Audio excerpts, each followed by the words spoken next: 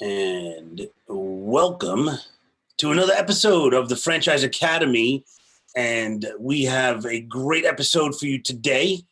As you may know, I am a franchise consultant and I match people with opportunities based on skills and personality and goals, and kind of like the eHarmony of business is what I like to call it. So I help people around the country figure out if franchising is right for them or not.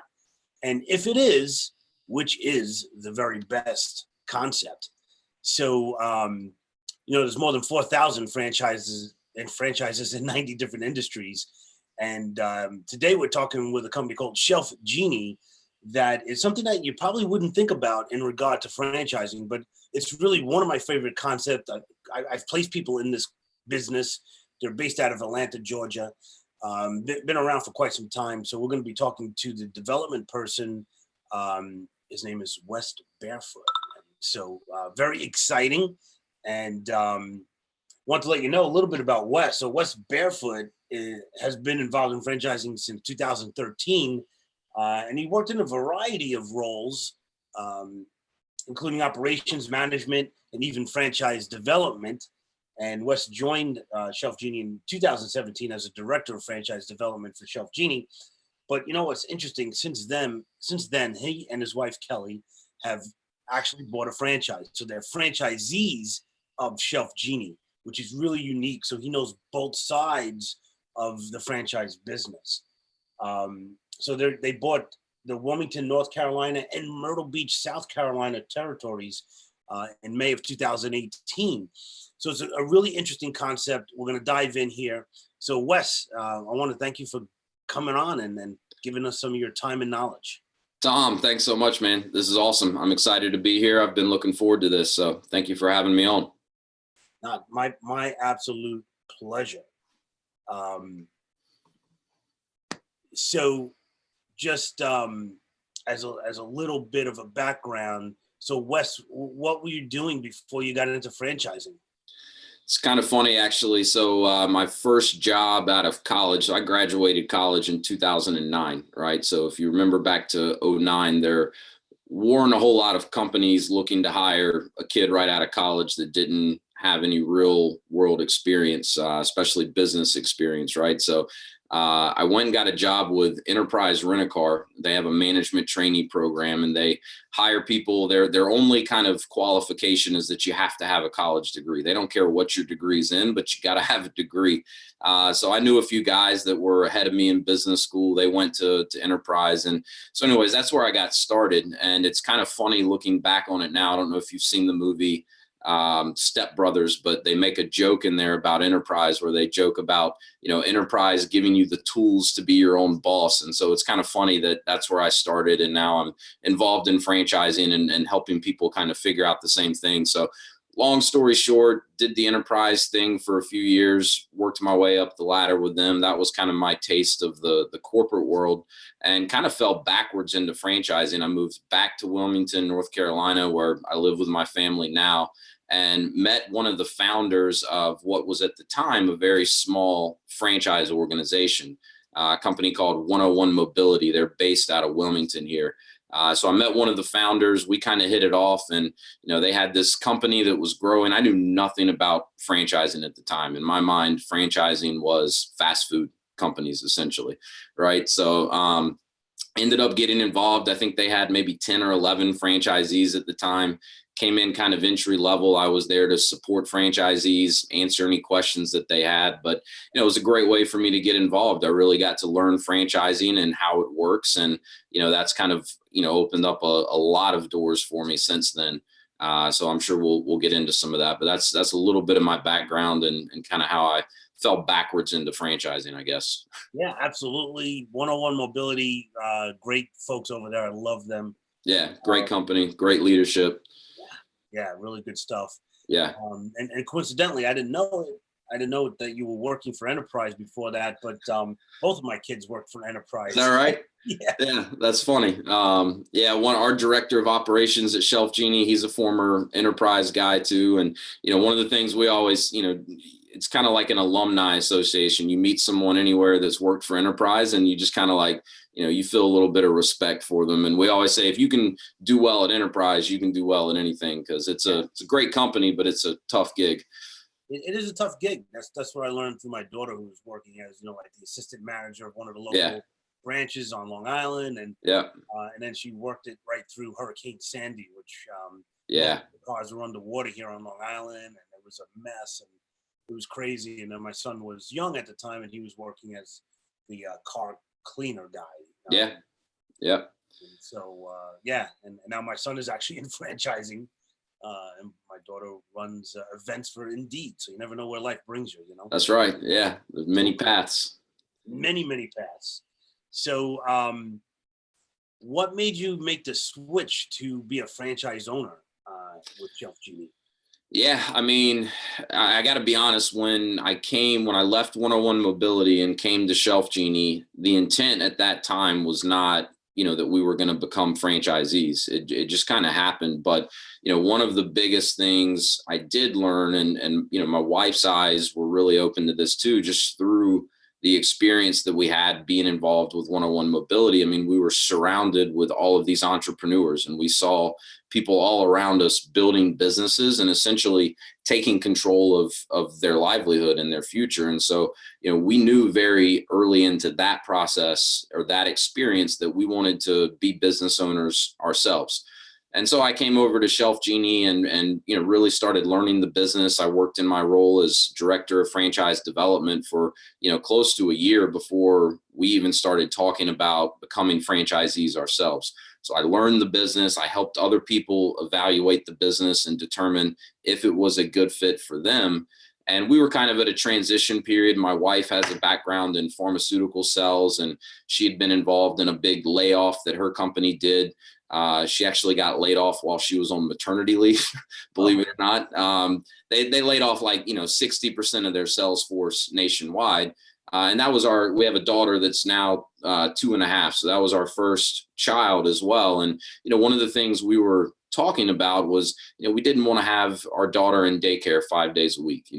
My wife's incredibly smart and very driven, so she didn't see herself just, staying at home long term. But we wanted something more flexible that would, put us in a position to be there for our daughter and not have someone else raise her, essentially. So that's where the conversations of, getting into business ownership really started. And, it kind of dawned on me one day. I was like, look, this ShelfGenie is a fantastic model, at least for us and what we're looking for. And, my wife's skill set was very well suited for the role of the franchise owner. And lo and behold, Wilmington, North Carolina and Myrtle Beach were open. So the stars kind of aligned, and we took the plunge. And so now my wife, Kelly, really runs the day-to-day for our franchise, and she's a rock star. She's, really turning a lot of heads within the organization, and we're having a lot of fun in the process. Yeah, that's amazing. So what is ShelfGenie exactly? What's the concept? Most people. Yeah, it's kind of a neat business. It's really kind of a niche business if you really think about what we do, but we specialize in custom glide out shelving solutions. And, we can work in all areas of the home, but our kind of primary focus, or our core business, is really kitchens, pantries, and bathrooms.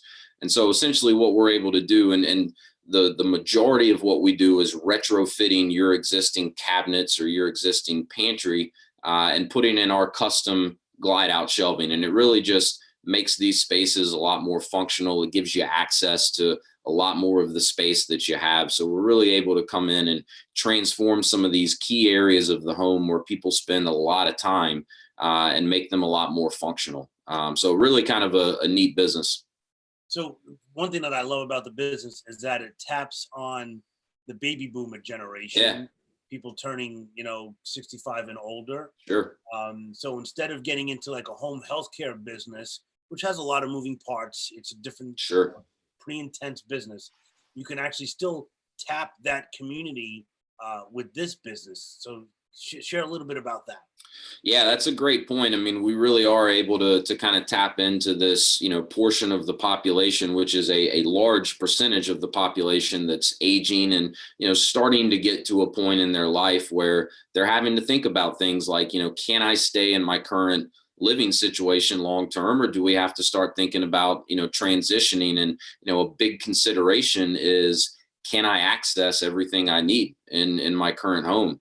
And so, if you think about it, a lot of and there's some statistics out there, I'm not going to quote them because I'd probably get them wrong, but a lot of the falls that happen to seniors happen in the kitchen. And if you think about it, it makes sense. They're reaching up, trying to grab something off the top shelf in the pantry, or they're, bending over, trying to get that, pot out of the back of a bottom cabinet. So, these are very important areas of the home. If people can't really access them, then it's not feasible for them to stay there long term. And so, in a lot of cases, we're really able to help our clients stay in their homes where they're comfortable for a lot longer than they'd be able to otherwise. And I do like the comparison to, it's kind of a way you can look at tapping into that population in a different way than getting into the home health and some of that. And in my opinion, what's nice about it is, like, yes, we work with that demographic, and that's a big part of our client base, but we're not limited to that. We work with a lot of other people outside of that demographic as well. So we really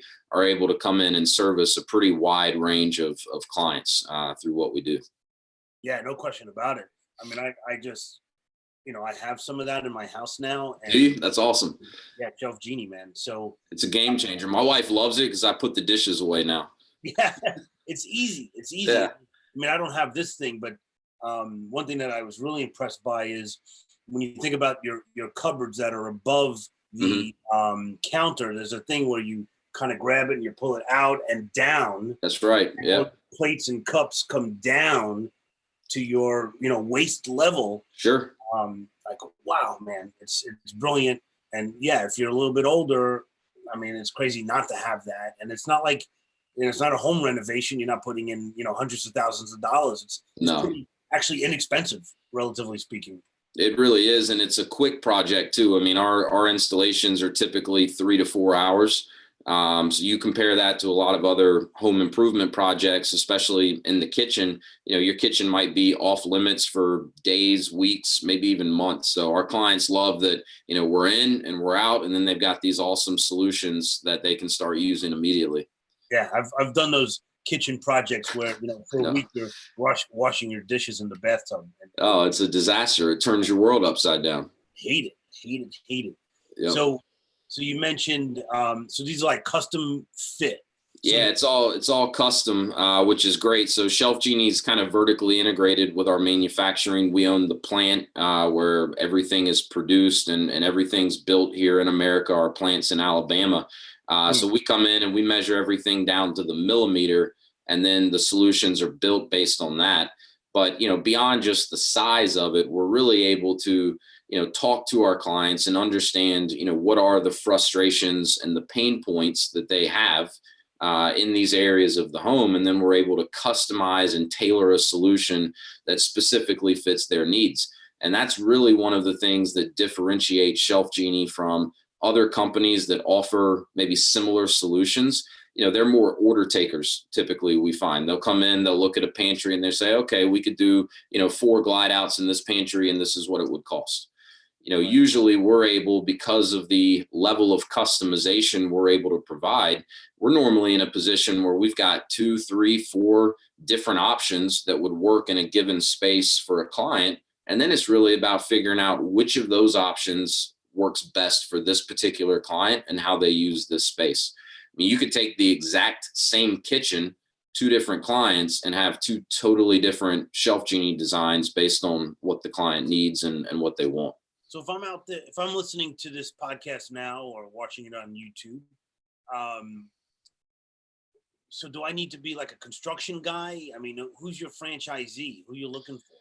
Yeah, this is one of those that's kind of counterintuitive where, some people look at the business and they're like, well, I don't have any experience in construction, or I've never done design, so maybe this wouldn't be a good fit for me. And that really couldn't be further from the truth. I mean, our kind of ideal franchisee, well, I mean, we have franchisees from all types of walks of life, all different backgrounds. So, we're not even looking for like a specific type of background. But people that tend to really thrive in a business like ShelfGenie are people that have experience building teams and managing teams. ShelfGenie is a franchise model that really is designed to scale. It's not what you might call an owner-operator model where the franchisee is supposed to be the one out there doing all of the work and wearing all of the hats themselves. Our most successful franchisees understand that, to scale a business, they have to build something that's larger than just themselves. So they have to develop a team and then empower that team.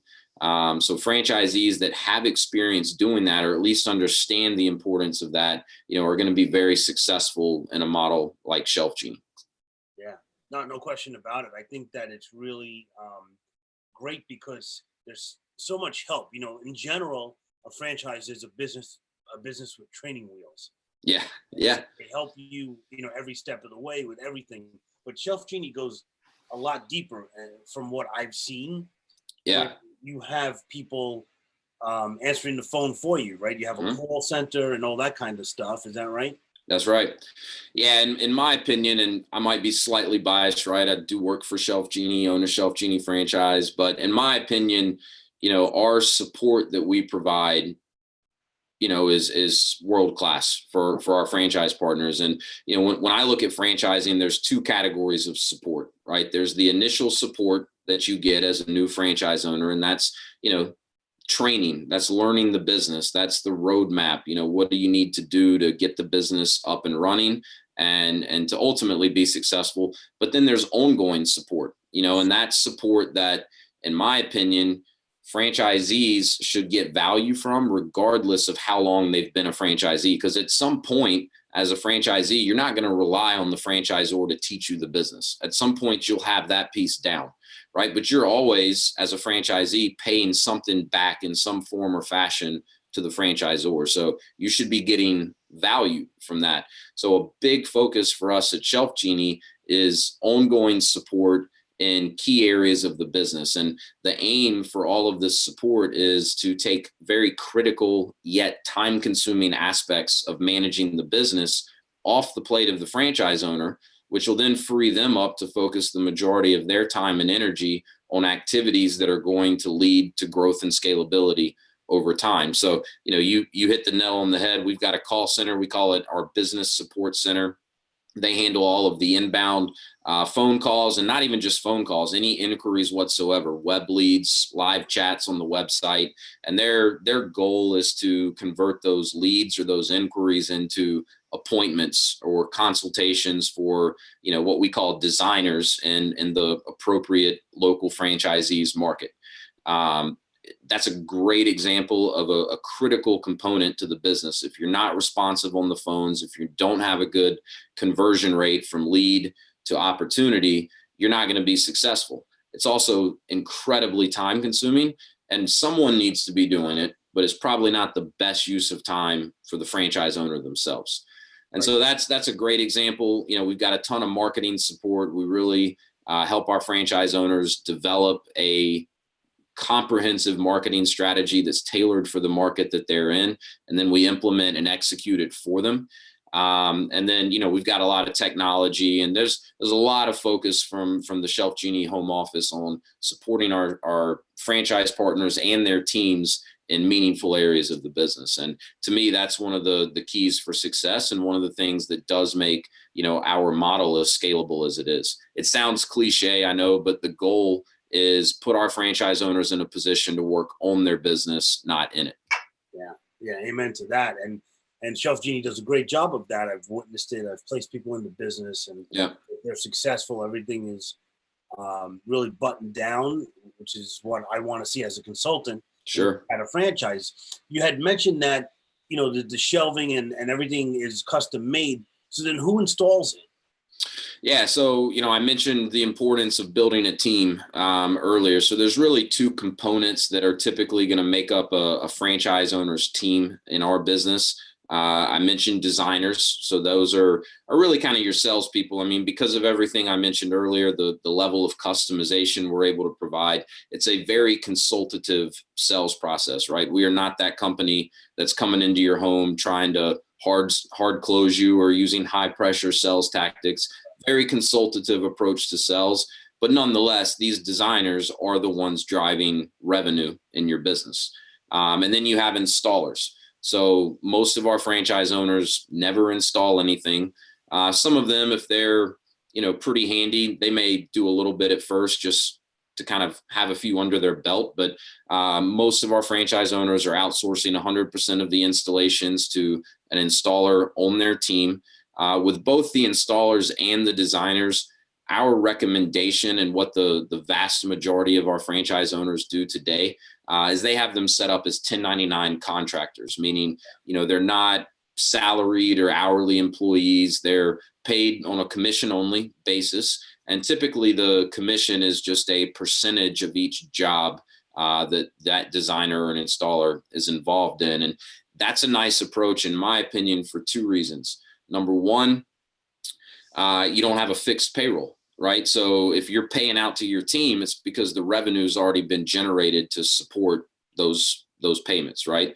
The other thing that some people may not pick up on as quickly is that I've really seen where the 1099 approach to recruiting opens the door to recruit better talent than you might be able to if you were looking for that full-time 40-hour-a-week position.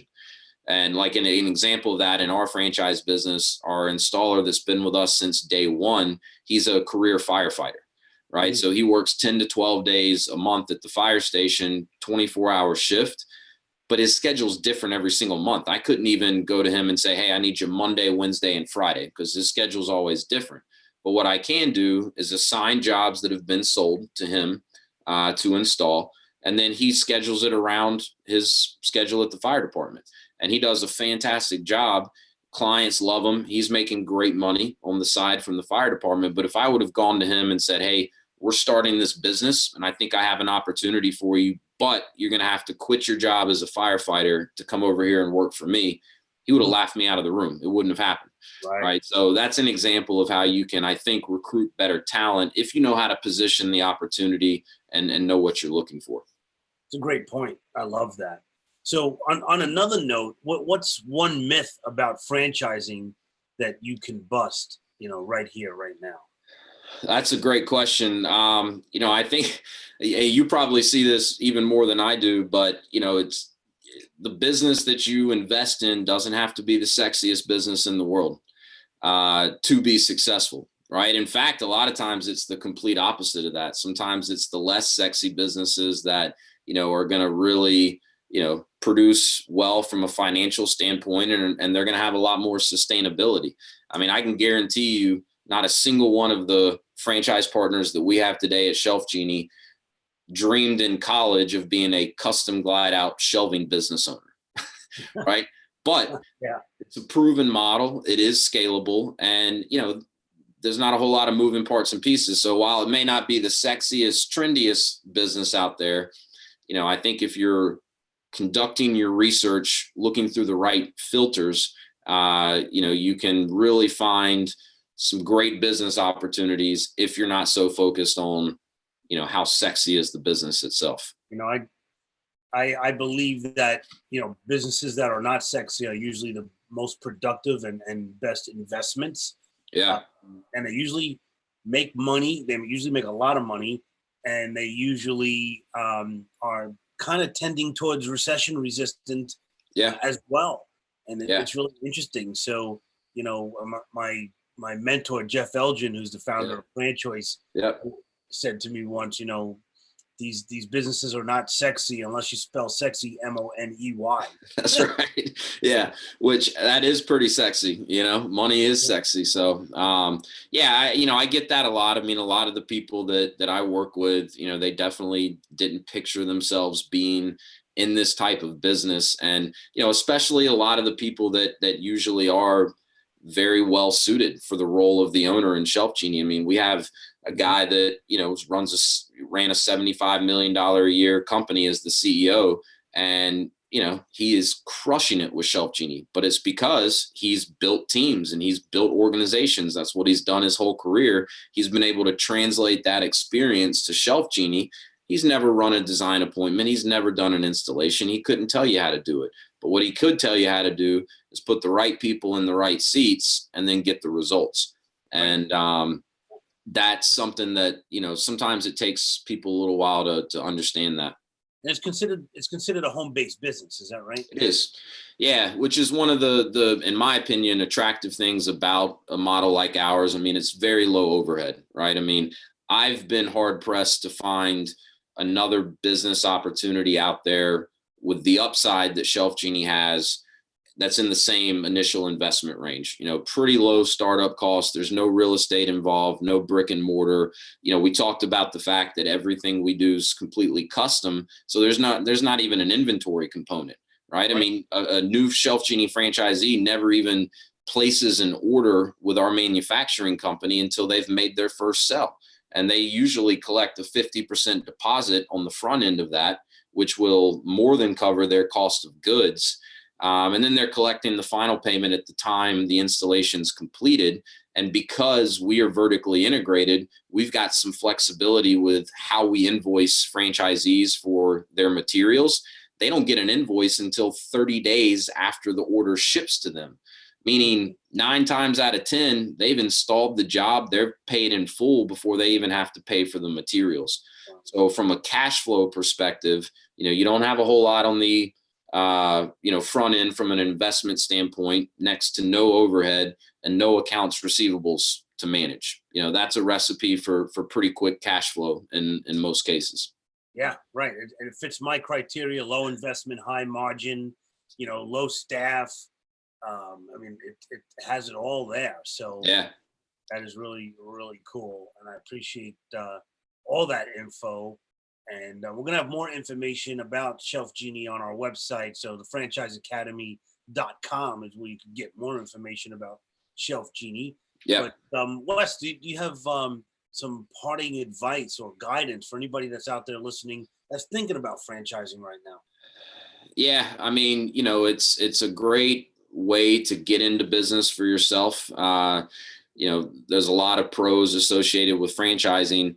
I think I'll kind of go back to, the I guess, myth that I tried to bust earlier, which is, if you're thinking of business ownership and if you're thinking that franchising could be a good way to do that, I think the most important thing is, first of all, get very clear on what your goals are. What are you looking to accomplish through business ownership? And once that's crystal clear, use that as your compass as you go through the investigative process, and, work with someone like Tom that can show you, some businesses that you probably never even know existed, without the help of an expert. But keep those goals, your primary focus, because, you'll see a lot of sexy, trendy businesses out there. And I'm not saying that those wouldn't be a good fit, but you ought to be running any business that you're evaluating through that filter of, is this going to help me accomplish these long-term goals that I've established?